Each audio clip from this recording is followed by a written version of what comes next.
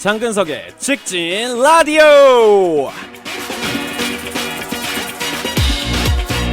네, 장근석만의 본격적인 직진 프로젝트죠. 장근석의 직진 라디오 벌써 4회째를 맞이하고 있습니다.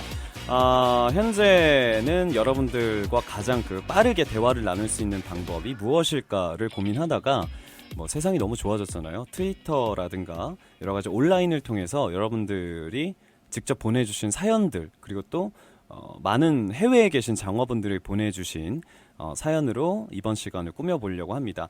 자, 지난 방송에서 말씀드렸던 것처럼 이번 주제 역시 첫 경험입니다.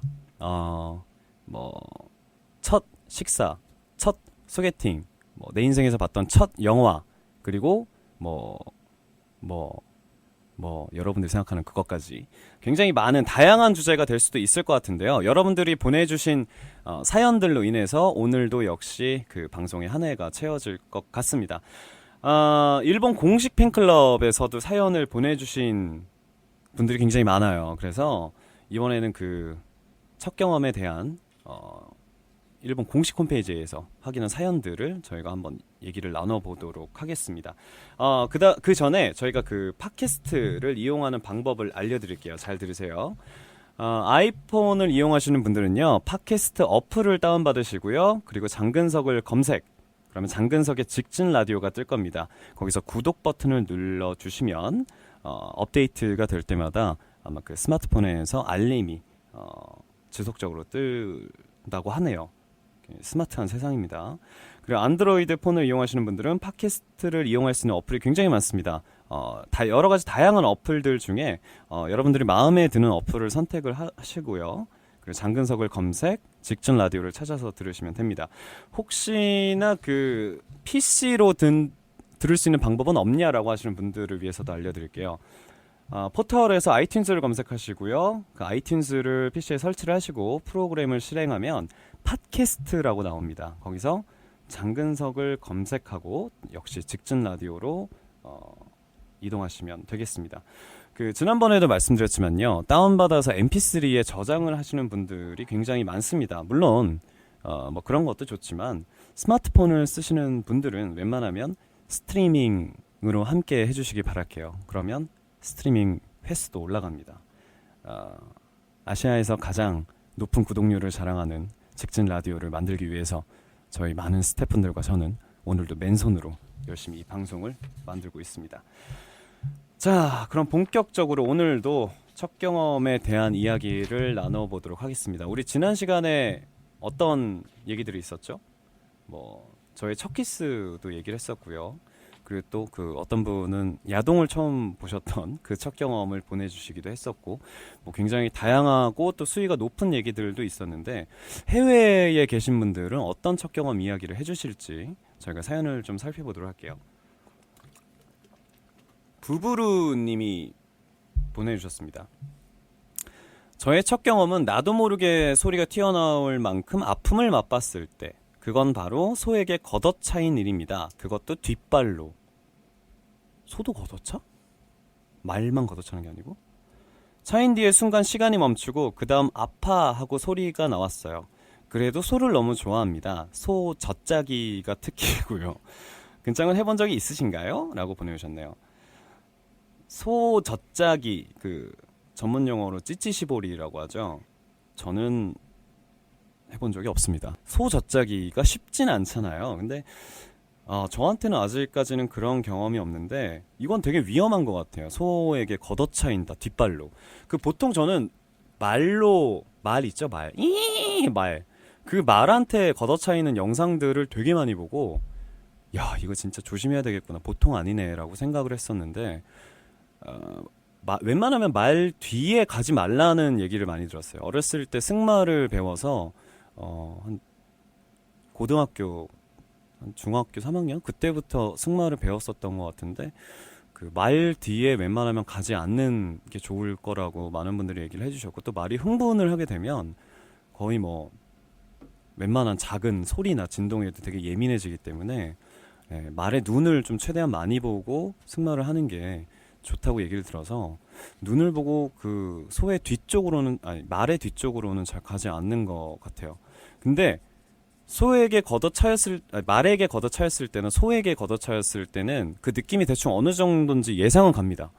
그러니까 그 순간적으로 숨을 못 쉬게 되는 그런 경우죠. 정말로 말씀하신 것처럼 시간이 멈추고 세상이 정지한 것 같은 느낌. 근데 저는 말에서 떨어졌을 때가 그랬거든요. 승마를 하다가 말에서 떨어지면 정말로 숨이 턱 막혀요. 숨이 턱 막히고 숨이 안 쉬어지고 온몸이 순간적으로 경직되는, 그리고 문제는 그 다음에 말에 대한 공포심이 생기죠.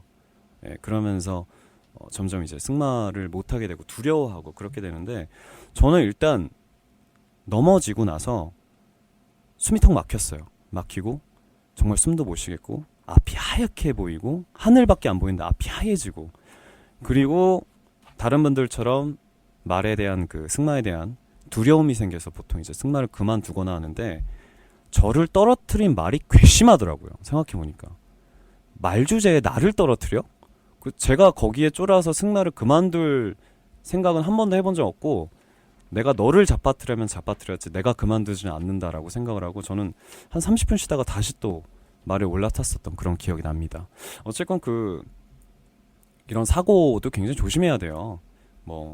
소 젖자기가 특기라고 말씀하셨는데, 저도 젖을 참 좋아하는데요. 다음에 기회가 되면 한번 해보고 싶습니다. 루나네코님의 사연입니다. 안녕하세요. 제 첫 경험은 장녀를 28살에 출산한 일인데요. 초산에 아이의 머리가 커서 아이가 잘 나오지 않았어요. 시간을 들여서 간호사분께서 배를 눌러 밀어주셔서 겨우 출산했습니다. 그때 너무 힘을 준 탓일까요? 꼬리뼈를 골절하고 말았습니다. 아이고라. 뚜둑하고 소리가 났던 걸 기억하고 있어요. 그게 저의 첫 경험이었습니다.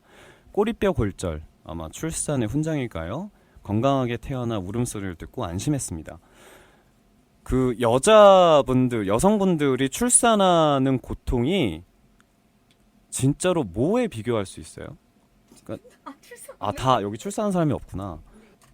아이가 나올 때의 그 드라마 장면들이나 영화에서 나온 장면들을 보면 정말로 이를 악물고 이렇게 뭐라 그래야 되죠? 이불을 꽉 움켜쥐고 너무 고통스러워하는 그 산모의 모습을 볼 때마다 전 사실 어머님한테 저도 굉장히 감사드리게 되는, 왜냐면 물론 이제 저희 어머니도 여성인데 몸이 좀 많이 약하세요. 건강도 많이 이렇게 좋지 않으셨고, 근데 식사도 많이 안 하시던 분이 하여튼 저를 낳으시면서 얼마나 많은 고생을 하셨을까, 그런 생각을 하면 진짜로 저희 어머님한테 너무 감사하게 되는, 그런, 일단 저도 어머님한테 너무 감사드리지만 세상의 모든 어머님들이 다 그럴 것 같아요. 그렇게 어렵게 세상의 빛을 받게 되는 소중한 자식이기 때문에 큰 아픔도 있지만 오히려 그 아픔보다 더 많은 사랑으로 아이들을 사랑하고 또 그렇게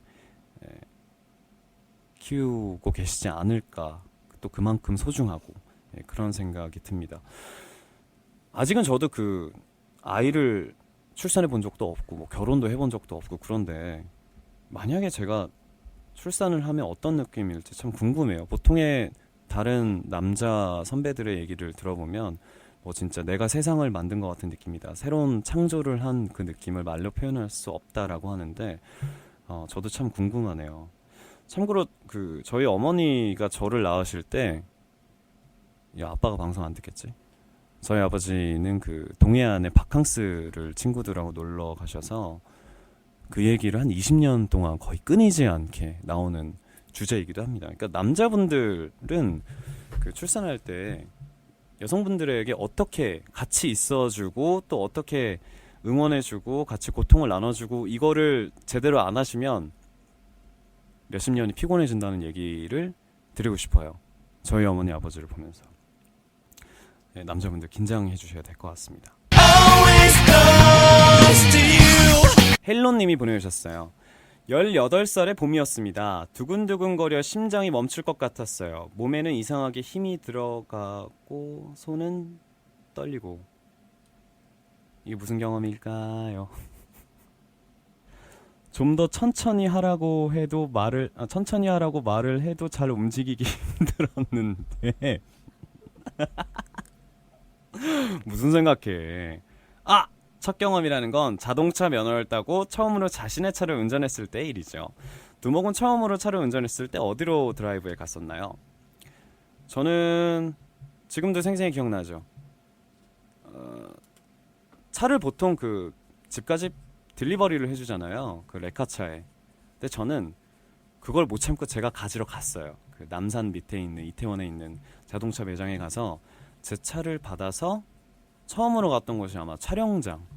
네, 촬영하다 중간에 간 거여서 또 성격이 굉장히 급해가지고 그런 거 잘 못 기다려요. 그래서 그 차를 타고 처음으로 행했던 곳은 촬영장. 그리고 그 다음에 이제 갔던 데가 압구정동 로데오 거리. 이상하게 어렸을 때부터 진짜 차가 생기면 거기를 꼭 한번 가봐야 되겠다라는 그런 막연한 좀 꿈 같은 게 있었던 것 같아요. 처음 운전을 배울 때는 여러분들 어떠셨을지 모르겠어요. 저는 처음 운전할 때 누구한테 배웠더라? 아마 아빠하고 작은아버지한테 운전을 배웠었던 것 같아요. 근데 이제 그 유학을 가고 나서는 그 뉴질랜드에서 고등학교 1학년 때 면허를 땄었고, 또 한국에 와서는 이제 고3 생일 지나자마자 면허를 따게 되죠. 근데 제가 생일이 9월, 주민등록상에 9월 말로 돼 있으니까 거의 뭐 고3 지나자마자 바로 면허를 땄는데, 뭐 그때는 진짜 7렐레 8렐레였죠. 생각해보니까 첫 차 말고 처음으로 운전했던 차는 아빠의 차였어요. 검은색 체어맨 중고 18만 킬로 뛴 거. 그거를 제가 교복을 입고 운전을 하고 다녔다는 거를 생각을 해보세요. 얼마나 안 어울렸는지. 근데 그러면서도 그 차를 운전하고 다니면서 와, 내가 드디어 차를 운전할 수 있는 사람이 됐구나라는 그 설렘과 흥분에 거의 매일 아버지한테 차를 빌려달라고, 특별히 갈 데도 없으면서 그랬었던 기억이 나네요. 지금 생각해보면 참 엊그제일 같은데 벌써 그것도 거의 한 10년이 돼가는 일인 것 같아요. 제가 초보 운전자에게 드리고 싶은 말씀은 쫄지 마세요. 쫄지 말고 거칠게 운전을 하셔도 됩니다. 내가 못 피하면 상대방이 알아서 피해 줄 거예요. 반대로 상대방이 못 피하면 내가 피하면 돼. 그러니까 이거는 그냥 쌍방입니다. 여러분들 그 겁만 타고 계속 이제 출구로 빠져야 되는데 못 빠지고 그러다 고속도로 타고 부산까지 가지 마시고요. 여러분들도 당당하게, 그렇지만 뒤에 초보 운전이라는 편말은 꼭 거시는 게 좋겠죠. 양보를 많이 하는 운전이 좋을 것 같아요. 자, 다음 사연을 보도록 할게요. 마차미 님이 보내주셨어요. 깜짝 놀랐던 첫 경험. 아직 어린애라고 생각했던 딸에게 남자친구를 소개받았을 때. 와! 이건 진짜 어떤 느낌일지 궁금하네요. 어느 쪽이냐고 하면 시원시원하고 남자 같은 아이인데 남자친구는 없을 거라 생각했던 터라 정말 깜짝 놀랐어요. 게다가 외견은 날라리 타입, 그러니까 겉으로 봤을 때는. 하지만 그 아이는 겉모습과는 다르게 예의 바르고 착한 아이였습니다. 하지만 아무리 착한 아이여도 아빠에게 있어 딸의 남자친구는 복잡한 심경이라고 하네요. 만약 근짱이 딸에게 남자친구를 소개받으면 어떨 것 같으세요? 라고 보내주셨습니다. 일단 저는 딸을 안 낳을 거예요. 딸을 안 낳고 아들만 낳을 거예요. 이게 되게 어려운 건데, 저는 사실 지금까지 그 아들을 낳는다는 그러니까 아들이 당연히 나올 거다라는 생각으로 그 제 2세를 항상 상상을 했었는데, 그러니까 뭐 아들을 바란다는 게 아니고 딸을 키우면 되게 불안해할 것 같아요. 제가 딸이 뭐 몇 시에 안 들어오면 얘는 어디 있는지, 뭐 하고 다니는지, 치마 길이가 짧으면은 뭐 그거 가지고 또 걱정된다든지. 근데 사실 그게 되게 어려운 건데, 아빠 입장에서는 당연한 거지만 딸의 입장에서는 좀 아빠가 왜 나를 자꾸 못 믿고 저러는가. 그렇게 이해를 하고, 또 실제로 이제 부녀 사이의 거리가 멀어질 수도 있다는 걸 생각하면 참 딸 키운다는 게 쉬운 일은 아닌 것 같아요. 사실 저도 그 집안에서 저 혼자이기 때문에, 형제가 없어요. 저 혼자이기 때문에 여자 동생이라든가 뭐 딸을 키운다는 느낌, 혹은 뭐 누나랑 같이 산다는 건 어떤 느낌이지? 형제랑 산다는 건 어떤 느낌이지? 이런 생각을 많이 했었는데, 만약에 제가 딸을 낳는다면 왠지 막 그럴 것 같아. 차로 다 데려다주고 막 대학교 가서도 첫 미팅하고 이러면은 막 그 앞에서 9시까지 나와 안 나와 이러면 들어가서 막 술값 계산해주고 야 너네 빨리 집에 가 이러고 제 딸만 이렇게 데리고 나올 것 같고. 근데 그게 과연 좋을지는 모르겠지만 사실은 걱정돼서 하는 일이긴 한데, 예, 그건 좀 사람마다 생각하는 게 좀 다르겠죠. 오히려 아들이면 좀 험하게 키울 거거든요. 근데 딸은 험하게 키울 수 없으니까 좀 고생 많이 안 하고, 남자는 이제 그 많이 헤쳐나갈 수 있는 그런 그 뚝심과 남자만의 그 리더십이 있어야 된다고 생각하는데, 물론 딸도 있어야 되겠지만 딸은 좀 곱게 키우고 싶은 것 같아요. 그냥 편안하게 하고 싶은 거 도와주면서 서포트하면서. 근데 제가 사실 꿈꾸는 제 2세들은 남자 하나 여자 하나, 딸 하나 아들 하나 딱 이렇게 하나씩이에요. 그래서 아들은 한번 그 와일드하게 키워보고 딸은 품 안에서 키워보고, 그랬을 때 나중에 아이들이 어떤 영향을 받게 될지 뭐 그런 것도 개인적으로 좀 알아보고 싶기도 하고 그렇습니다. 근데 뭐 결혼은커녕 지금 연애사도 아주 어려운데 언제쯤 그게 현실이 될 수 있을지는 모르겠어요. 자, 저희 일단 노래 한 곡 듣고 오겠습니다.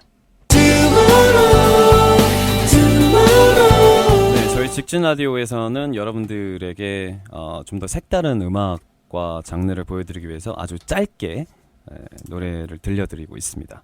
하지만 강렬하죠? 자, 계속해서 첫 경험에 관련된 얘기를 나눠보기 전에, 이게 사실 많은 분들이 그 첫 경험의 사연을 보내주셨는데, 반대로 이런 생각을 해봤어요. 여러분들이 장근석에게, 근짱에게 듣고 싶은 근짱의 첫 경험은 무엇일까? 여러분들도 궁금하시죠? 저한테 듣고 싶은 얘기들이. 제가 지금까지 사연을 받아서 여러분들의 이야기를 해드렸다면, 지금부터는 여러분들이 저에게 궁금하신 제 인생에서의 첫 경험, 어떤 첫 경험이 가장 궁금한지, 제가 지금 트위터에 질문을 올렸으니까요. 여러분들 계속해서 해시태그로 여러분들의 의견들을 보내주시기 바라겠습니다. 다음 사연은요, 캐로탄님이 보내주신 사연입니다. 저의 첫 경험은 18살에 차 면허를 따서 일본 일주를 한 것입니다. 모르는 사람 집에 묵은 적도 있고 수많은 사람들의 따뜻한 마음을 느꼈던 즐거운 자동차 여행이었어요. 라고 보내주셨네요. 그 면허를 따고 나서 사실 제가 가장 꿈꿨던 여행 중에 하나가 자동차로 일주를 하는 거였어요. 원래는 그 첫 차가 생겼을 때는 그 서울에서 출발해서 동해부터 남해까지 쭉 이렇게 돌아서 다시 또 서해를 통해서 그 서울로 올라가는 그런 그 전국 일주를 저도 꿈꿨던 적이 있는데, 아쉽게도 시도를 해보진 못했죠. 어떻게 보면 그때 했어야 되는데, 그래서 그때 못했던 아쉬움이 커서 한 3년 전쯤에 제가 기획했던 프로그램이 있어요. 바로 그 제가 가장 사랑했던 저의 차 루이를 타고 서울에서 일본까지 가는 거야. 서울에서 부산까지 가고, 부산에서 배를 타고 일본으로 들어가서 일본에서 쭉 이제 그 공연장이 있는 뭐 도쿄나 오사카까지 가는 거. 예, 그렇게 해서 일주를 하고, 또 차 안에서는 카메라를 설치해서 여러 가지 여행에 관한 에피소드도 많이 얘기를 하고, 이런 게 저의 목적이었는데, 그때 엄청난 문제가 있었어요. 뭐였냐면 차가 리스였어요. 차가 할부가 안 끝나서 그 외국어로 반입이 안 된다고 하더라고요. 제 명의로 안 돼 있으면. 그래서 그 리스는 끝났는데 그때 이후로 한 2년 3년이 지나고 리스는 끝났는데 루이가 죽었죠. 지금 보내주신 사연처럼 캐로탄님처럼 저도 자동차를 타고 일주를 해보는 게 아직까지도 꿈입니다. 만약에 그 한국, 일본뿐만이 아니라 기회가 되면 중국부터 시작을 해서 유럽까지 가는 일정도 굉장히 재밌을 것 같아요. 예, 고생무는 뻔히 보이지만 뭔가 그냥 진짜 자유롭게 가고 싶은 여행, 뭐 텐트도 하고 캠핑도 하고 차 안에서 자고 뭐 그런 것들이 제가 가장 해보고 싶은 여행 중에 하나입니다. 근데 사실 그런 거야. 그 정말 가면서 호텔이나 뭐 숙소에서 자는 게 아니고 뭐 어느 지역에 홈스테이를 하고, 또 반대로 장어들이 있다면 장어의 집에서 얘기도 하고 같이 뭐 그 집에서 잠 자고 나와서 다음날 또 출발하고 다른 지역에서의 또 캠핑도 하고, 예, 그게 사실 저의 궁극적인 목표인데 언제쯤일지 모르겠지만 진짜 죽기 전에 꼭 한번 해보고 싶은 프로젝트 중에 하나입니다. 자, 계속해서 많은 분들의 사연을 지금 받고 있는데요. 아주 재미있는 사연이 하나 있어서 지금 올라온 사연을 트위터로 확인해 드리도록 할게요. 치파루 0502님이 보내주셨어요. 남자친구 앞에서는 이게 번역으로 해서 좀 약간 말이 이상한데요. 남자친구 앞에서는 저희 드렸다.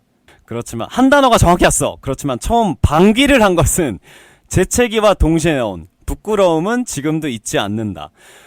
아, 이거 되게 중요하죠. 커플 사이, 남녀 사이에, 사랑하는 사이에서 여러분들은, 야, 갑자기 흥분하네.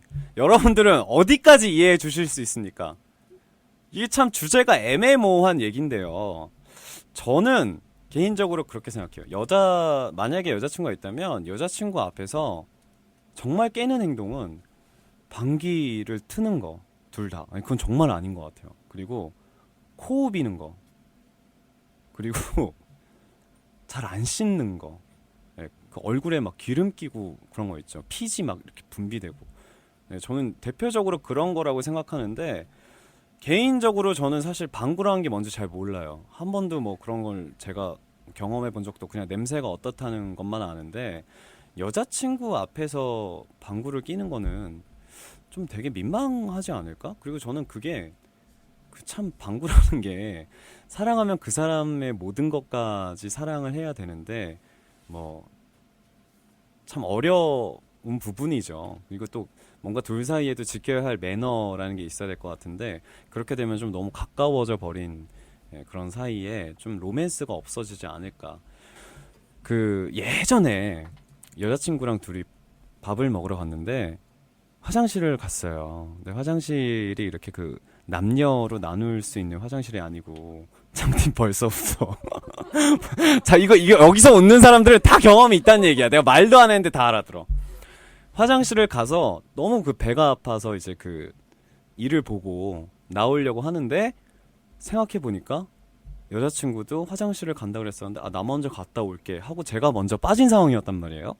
근데 거기서 제가 저의 채취를 남기고, 그 다음에 그 여자친구가 혹시나 와서 그 화장실을 들어간다면 그 냄새가 다 날 거 아니에요, 그 향이.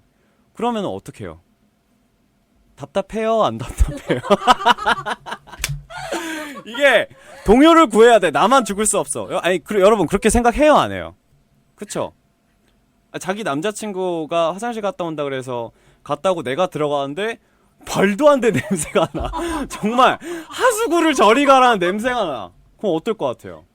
깨죠. 완전 싫죠. 이게 바로 그런 경우예요. 그래서 저는 어떻게 했냐면 한 15분 동안 안 나갔어요. 진짜 물 틀어놓고 막 이렇게 손짓으로 새로운 그 공기를 리프레시하기 위해서 밖에서 누가 두드리는데도 안 나가고 계속 버텼었고, 아, 그리고 또 하나의 방법이 있어요. 화장실에서 이건 뭐 남자분들이 공감할 수 있는 부분인데, 혹시나 그런 상황이 온다면 담배를 피세요. 그러면 담배 냄새가 어느 정도 커버를 해주기는 하는데, 물론 금연이면 어쩔 수 없겠죠. 근데 그 정도로 저는 그냥 둘 사이에 어떤 그 룰은 있어야 된다고 생각을 해요. 좀 너무 깨면은 좀 그러니까.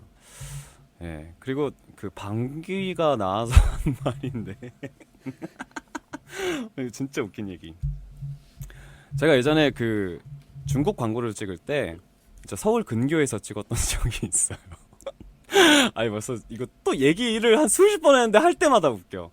근데 제가 이제 그 중국 광고를 찍다가 이제 저랑 친한 그 여자 동생들이 구경 가고 싶다고, 이제 가도 되냐고. 그래서 아, 와라. 왜냐면 이제 저도 알고 저희 매니저 팀도 알고 중국 매니저인 제이슨도 알고 있었던 그런 동생들, 워낙 허물없는 동생들이기 때문에 놀러 와라 이랬는데, 하필 그 중에 제이슨이 유독 아껴하는 여자애가 하나 있었어. 이제 그 여자를 약간 자기 딴에는 좋아한다고 얘기했는데 그냥 뭐 관심이 있었던 그런 여동생이 있었겠죠. 아, 되게 어려요. 그래서 제가 되게 귀여워하는 애들인데, 그 친구들이 한 4명, 5명 정도가 와서 아이스크림이랑 이렇게 빵을 사갖고 와서 대기실을 좀 이렇게 빈 대기실 옮겨서, 와, 야, 고맙다. 이 근처에 빵집도 없고 되게 먹고 싶었는데 하고 막 그걸 먹고 있었어요. 그러다가 이제 서로 뭐 딱히 할 얘기도 없고 먹는 거에만 정신 팔려 있으니까 제가 제이슨한테 재미있는 얘기 해줘 그랬더니 아 뭐 무슨 재밌는 얘기를 하냐고. 그래서 아 그러면 춤을 춰줘 라고 얘기를 했더니 자기가 또 빼는 거예요. 아 어떻게 춤을 추냐 그래 동생들 앞에서.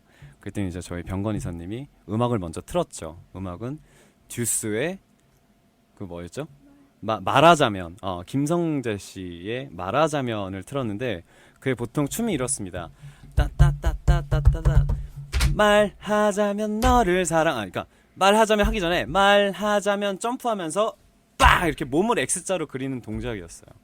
제이슨이 그 동작을 원래 잘하고 그 덩치 큰 육중한 몸에도 불구하고 몸을 너무 자유자재로 움직여서 저희도 깜짝 놀랐던 적이 있어서 이 동생들한테 그걸 보여주고 싶어서 저희는 이제 그걸 보여달라고 했는데 말씀드렸다시피 저희는 빵과 아이스크림을 좀 굉장히 먹고 있었고 아직 그 위에 음식물이 가득한 상황에서 이제 음악이 나왔어요. 그래서 말하자면 하는데 갑자기 어디선가 뽀잉 이 소리가 나는 거예요.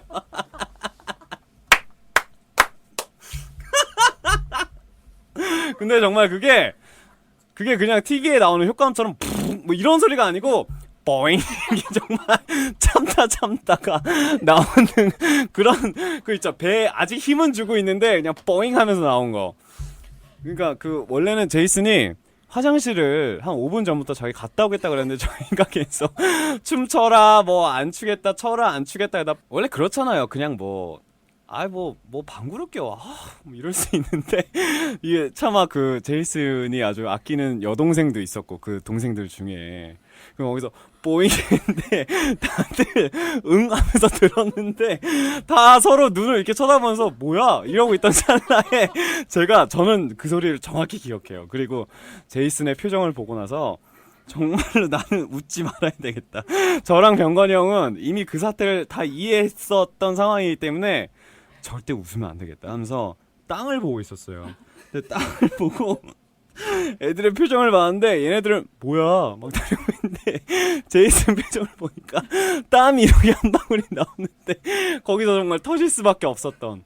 그리고 이제 그 친구 그 동생들은 그날이 제이슨을 보는 게 마지막이 됐었던 날이 있어요. 이거 진짜 우째관 얘기가 아니고 실제로 있었던 얘기인데 아무리 가까운 사이라도 좀 이렇게 지켜야 할 그 룰이 있다는 거는 사실 이제 이런 것들 때문이죠. 그러니까 좀 깬다 그래야 되나? 좀 그런 것도 있고, 전 그냥 예의라고 생각하는 게 좋을 것 같아요. 근데 와 진짜 몇 번을 생각해도 그 뽀잉은 진짜 제가 들었던 방구 소리 중에서 가장 안타깝고 되게 뭐라 그래야 돼? 되게 따로 얘기를 안 해도 왜 나올 수밖에 없었는지에 대한 그 상황 설명이 다 되는 방구 소리였어요. 예. 그래서 지금도 가끔씩 이제 그 얘기를 하곤 하는데 뭐 무용담이고 에피소드가 됐지만 그 다음부터는 되게 실수를 안 하려고 본인도 노력을 많이 하더라고요. 여러분들도 그냥 참기 어렵다 이러면 시원하게 발사를 하세요.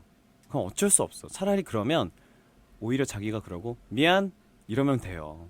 근데 제이슨처럼 뽀잉하고 자기도 말 안 하고 눈 굴리면서 식은땀 흘리는 것보다 차라리 그게 나아. 다른 사람들한테 많이 망신당하는 것보다. 그러니까 여러분들이 그 방구에 대해서는 좀 이런 점들을 기억해 주셨으면 좋겠습니다. 자, 다음 사연 보도록 할게요. 크레마 님이 보내주셨어요. 첫 술의 경험.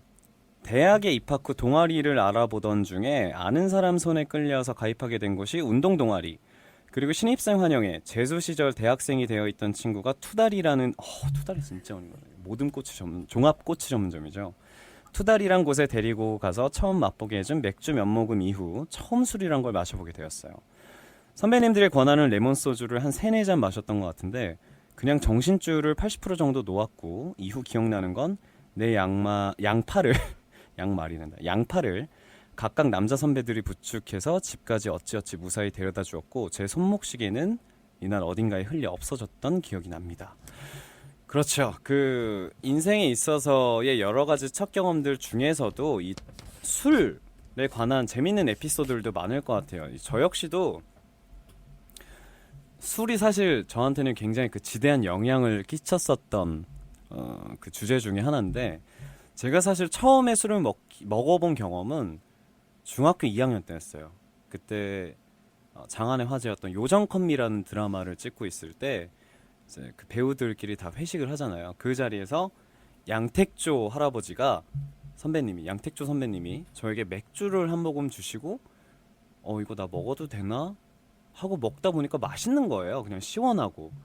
그렇게 해서 한 12잔을 먹으니까 저는 그때 태어나서 술이 취한다는 기분을 처음 느껴봤거든요. 그러니까 어떤 기분이었냐면 저는 분명히 정면을 보고 있었어요. 그러다 왼쪽으로 고개를 돌렸는데 시선이 한 박자 늦게 와. 그 뭔지 알죠? 띵. 다시 오른쪽 보면 바로 그게 보여야 되는데 오른쪽 시선이 띵. 나는 멀쩡한 것 같은데. 그래서 그게 저의 처음에 기억에 남는 술이 취한 그리고 또 처음으로 술을 마셔본 경험이었고 많은 분들이 이제 제가 술을 잘 드신다고 해서 주량이 어느 정도 되냐고 물어보시는데 사실은 주량이 진짜 그날그날 달라요. 그리고 주량을 저는 조절할 수가 있습니다. 그러니까 보통 많은 분들이 술은 안 좋아하는데 술자리가 좋아서 술을 드신다고 하죠. 근데 저는 되게 반대예요. 술자리가 싫어요. 그냥 술이 좋아서 술자리에서 술을 먹고 먼저 빠져나오는 타입인데 그런 거 있잖아요. 술 취해서 동료들끼리 뭐 같이 얘기하는 거 이런 건 좋지만 술이 너무 취해서 했던 얘기 또 하고 했던 얘기 또 하고 그럴 때 그 말투 있잖아요. 내가 얘를 진짜 좋아하는 게 뭐냐면 하면서 이제 쭉 나오는 그 멘트들이 다음날 기억도 못 할 건데 왜 자꾸 똑같은 얘기를 하냐. 그래서 저는 그게 너무 싫어서 그냥 언젠가부턴가 남들이랑 그 술잔을 부딪히면서 짠 이런 거 안 하고 혼자 먹어요. 그냥 되게 뭐 김치찌개 한 숟갈 먹고 뭐 안주 같은 거 먹고 잠깐 있다가 또 한 2, 3분 지나면 혼자 또 술 먹고 그래서 집에 갈 때는 거의 저 혼자 먼저 뻗거나 아니면 먼저 집에 오거나 그런 상황들이 대부분이었고 대신에 이제 그 누가 더 잘 마신다 누가 더 잘 마신다 이렇게 해서 주량에 대해서 붙었을 때는 져본 적이 없어요. 저희 아버지가 제가 알고 있는 사람 중에 술을 가장 잘 드시는 분인데 아버지랑도 거의 비겼어요. 네. 왜냐면 아버지랑 저랑 둘 다 기억을 잃었거든요. 네. 영득이가 어떻게 저희를 잘 케어를 해줬는데 하여튼 그 술 잘 마시는 법을 좀 알려드리면 술 먹기 전에 고기를 드세요. 고기를 많이 드시고 위를 좀 미리 채워주셔야 합니다. 그래야 그 소화하는 속도도 늦어지면서 다음날 술도 빨리 깨고요. 그리고 물을 많이 드세요. 저는 그 술로 배틀을 할 때 진짜로 물을 1.5리터를 한 4-5개씩 마셔본 적도 있고 그러면서 이제 계속 몸을 순환시키면서 알코올을 빼고 물을 먹고 네, 그런 경우가 있었는데 그때 정말 술을 많이 마셨었던 것 같고요. 술 버릇은 어떨까요? 많은 분들이 이건 정말 신기한 게 같은 술인데 먹어도 왜 개개인마다 술버릇이 다 다르잖아요. 뭐 얼굴이 빨개지는 사람도 있고 하얘지는 사람도 있고 대표적으로 제 주변에서 술을 좀 먹는 사람들의 그 습관들을 보면 일단 그 저희 최경민 작가는 술을 먹으면 시비를 붙이면서 주먹질하는 광경까지 봤어요. 저는 그 싸움의 이유가 뭐게요? 내가 더 근석이 좋아해. 아니야, 내가 더 근석이 좋아해로 그렇게 집중 난타전을 했던 경우는 진짜 태어나서 처음 봤어요.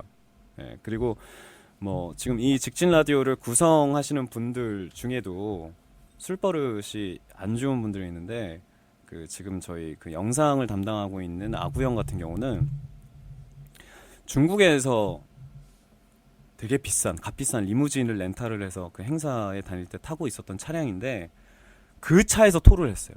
술 취하고 오다가. 근데 그거를 하필 제이슨이 산지 얼마 안 된 나이키 에어맥스 안에다가 토를 한 거야. 신발 안에다가.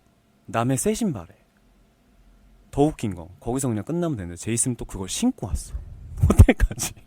뭐 그런 사람들. 저는 사실 술 먹으면 토를 진짜 그 오바이트라고 하죠. 그런 거 절대 잘 안 하는 타입인데 여하튼 뭐 오바이트를 하신 분들도 있고 또 멀지 않은 우리 장짜리 팀장은 술 먹으면 그렇게 뭐 계속 던지는 한 번은 진짜 막 녹음해서 동영상 촬영해서 그 다음날 보여줬었는데 자기는 뭐 이럴 리가 없다고 절대 기억이 안 난다며 뭐 그런 얘기를 나누는 경우도 있고 저는 그냥 술 마시면 자요. 자는 거 말고는 딱히 뭐 다른 술버릇은 없는 것 같아요. 뭐 하여튼 여러분들의 술버릇도 좀 많이 궁금하긴 한데 가장 중요한 거 술은 적당히 드세요. 내가 술을 지배해야지 술이 나를 지배할 정도까지 마시면 진짜 큰일 나요. 위험하기도 하고 다칠 수도 있고. 자, 일단 저희 그럼 노래 한 곡 듣고 잠깐 쉬어갈게요.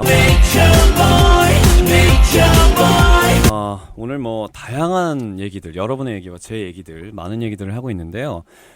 우리 시간이 얼마 안 남았는데 계속해서 트위터의 사연들 짤막짤막하게 보도록 하겠습니다. 건사마의 첫인상은 어땠는지. 이거 참 궁금해하시는 분들이 많을 텐데,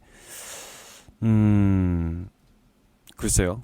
저희 매니지먼트 팀의 매니저로서 약 이사님으로서 7년, 저랑은 거의 한 횟수로 8년 가까이 함께 하고 계신 분입니다.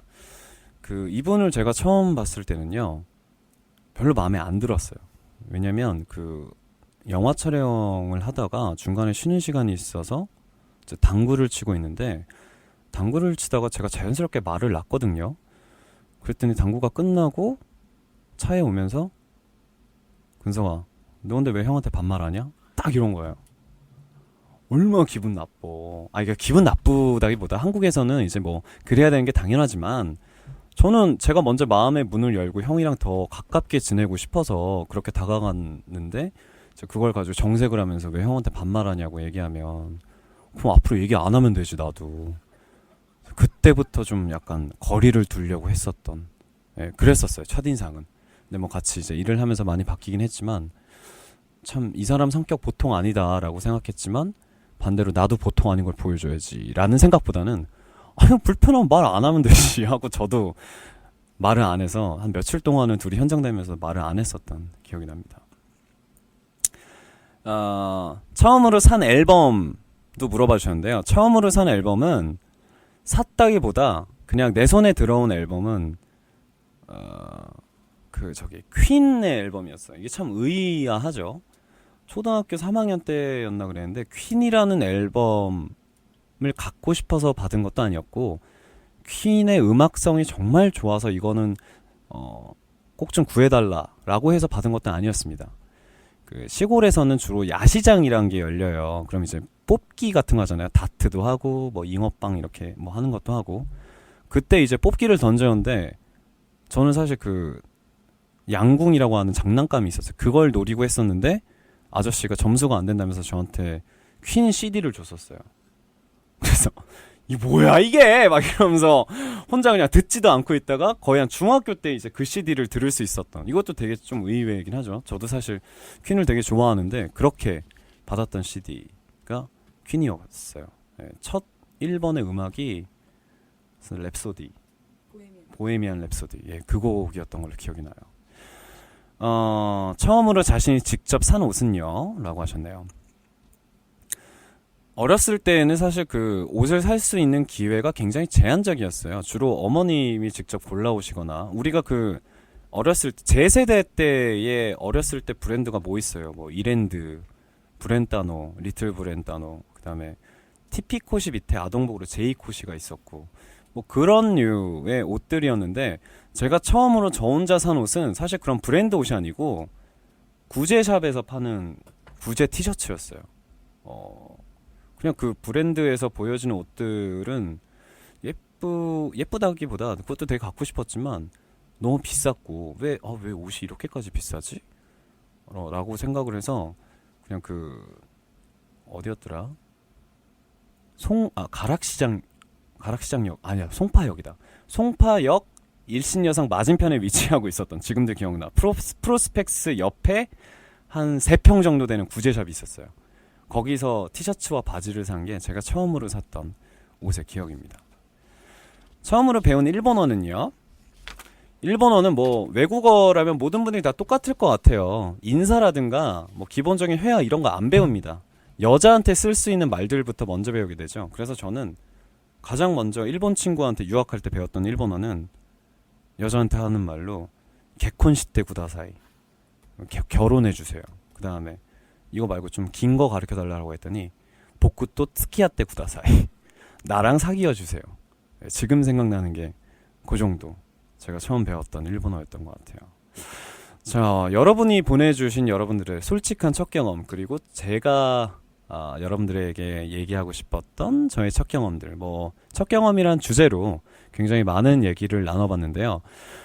글쎄요, 첫 경험이라는 건 절대로 평생 잊지 못할 그런 그 인생에서 딱 한 번밖에 없는 그런 순간이잖아요. 어떤 것이든 간에 아름다울 수만은 없어요. 굳이 아름답지 않더라도 그래도 그 처음에 가졌던 그 경험이란 건 어쨌건 나중에 있어서의 좋은 씨앗이 될 수도 있고, 또 다시는 그런 실수를 하면 안 되겠다라는 생각을 짚어주기에도 하는 그런 의미가 좀 있을 것 같아요. 자, 지난 시간과 이번 시간 저희가 첫 경험에 대해서 많은 얘기를 나눠봤는데요. 앞으로도 여러분들과 제가 함께 해나갈 다양한 첫 경험들, 그리고 또 제가 제 인생에서 앞으로 풀어나가야 할 저의 첫 경험들, 여러분들과 앞으로 이렇게 진솔하게 얘기를 나눌 수 있는 시간들이 많았으면 좋겠습니다. 자, 오늘도 저희 직진 라디오를 청취해주신 여러분들께 대단히 감사드리고요. 다음 주제는요, 아직 안 정했습니다. 아직 안 정했는데 제가 웬만하면 생각나는 것마다 그때마다 하려고 하거든요. 다음 주제는 해장 어때요? 해장. 제가 술 취했을 때 다음날 아침에 술이 안 깨서 와 진짜 좋겠다 그러다가 제가 저희 그 작가님한테 야 이거 다음 주제는 해장으로 해라, 나 진짜 지금 뭐 해야 될지 모르겠다 하면서 되게 힘들어하던 적이 있었는데, 짧게라도 좋으니까 우리 해장에 대한 얘기를 좀 나눠봤으면 좋겠어요. 자, 여러분만의 비법이라든가 해외에서의 여러 가지의 해장 비법들 많이 알려주시길 바라겠습니다. 자, 오늘 저는 여기서 인사드리고요. 다음 시간에는 이런 스튜디오가 아닌 제가 녹음기를 들고 다니면서 더욱더 손과 발로 진행하는 라디오가 진행될 수 있음을 알려드리면서 저는 여기서 인사드리도록 하겠습니다. 자, 오늘 시간도 청취해주신 여러분들 대단히 감사합니다. 안녕, 빠이크리.